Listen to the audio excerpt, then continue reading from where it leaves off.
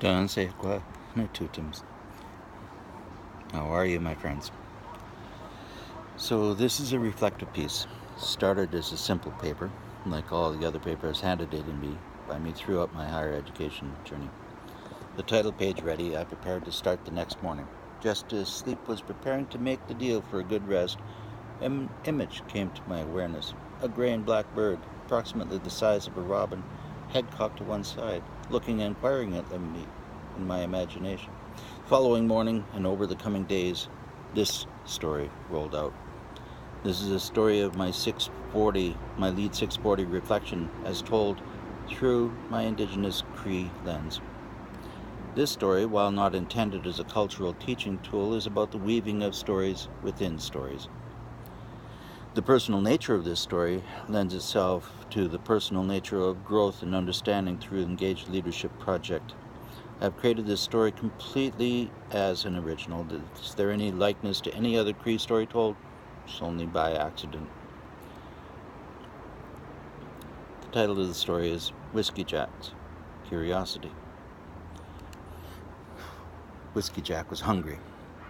Didn't know what for, but he was certain. Hungry Whiskeyjack wandered into the forest on his feet because he didn't want to miss anything that would give him an idea of what he might be hungry for. As he walked, he came upon his old friend Owl. The first words from Owl were, "Why are you not flying? Have you eaten something that is stuck in you, causing you to be too heavy to fly?" Whiskeyjack knew this was an attempt by Owl to poke a little fun at him. Owl was always good for seeking out answers, finding answers to very difficult problems or questions, at times with a wink and a poke in the ribs. At this moment, he was asking Whiskeyjack if she were too full of poop to fly.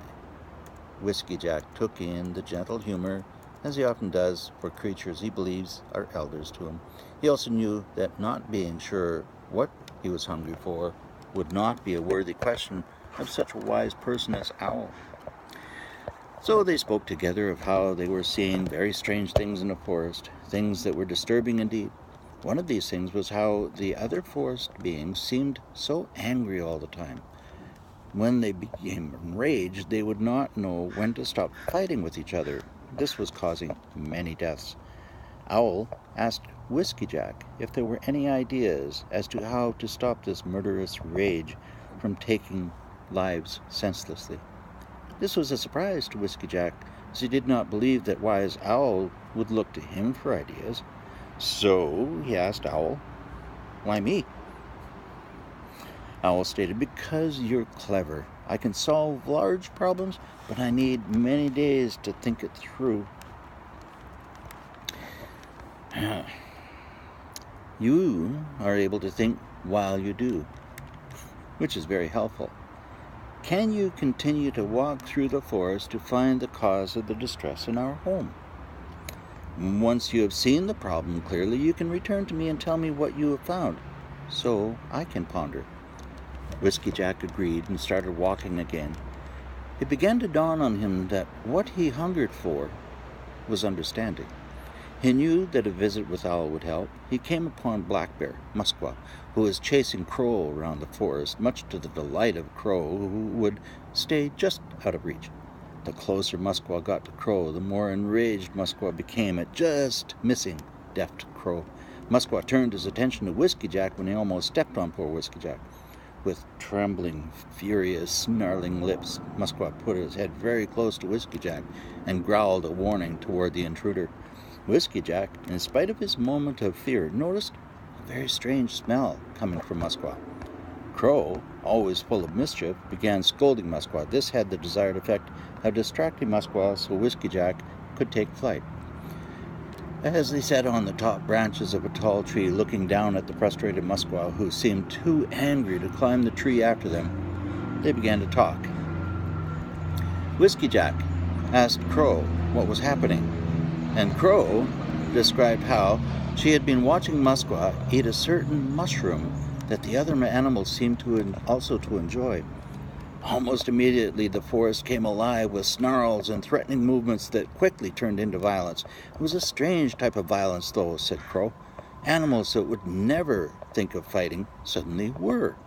Beaver was taking obvious, gleeful delight in pounding playful Porcupine with his tail, and did not even seem to mind the many quills sticking out from where he was hitting Porcupine. Skunk, said Crow, who usually stayed to herself, was thrashing about, spraying anything that moved. This in turn enraged Mountain Lion, who has a very keen sense of smell, and on it went. When whiskeyjack heard this strange tale, he asked Crow to show him where the strange mushroom was. As they approached the scene, Crow quietly told whiskeyjack to not speak loudly, as the others might just turn on them should they be heard. It was as Crow had described, even worse. Whiskeyjack landed on the ground and began walking, as was suggested by Owl. Crow stayed a safe distance from the mayhem, and as Whiskeyjack was exploring the scene, some of the animals noticed Whiskeyjack.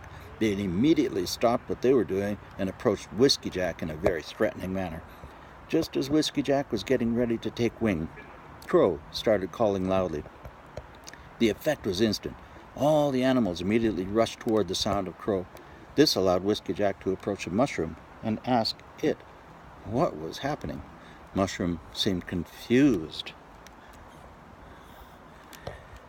about why the animals were so intent on eating. He explained that one day Crow was chatting with him and asked what his medicine power was. Nemosso, or grandfather Mushroom, explained that he twisted perceptions if others tried to eat him, causing the greedy one to wander without their spirit for a few hours. Well, after thanking Mushroom,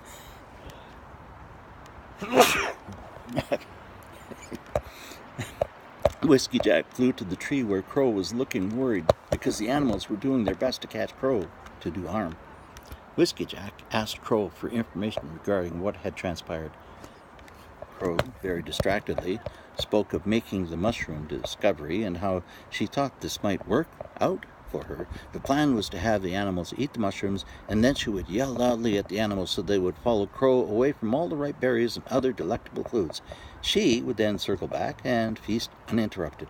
This worked well until she began to sing with joy at having such a full belly.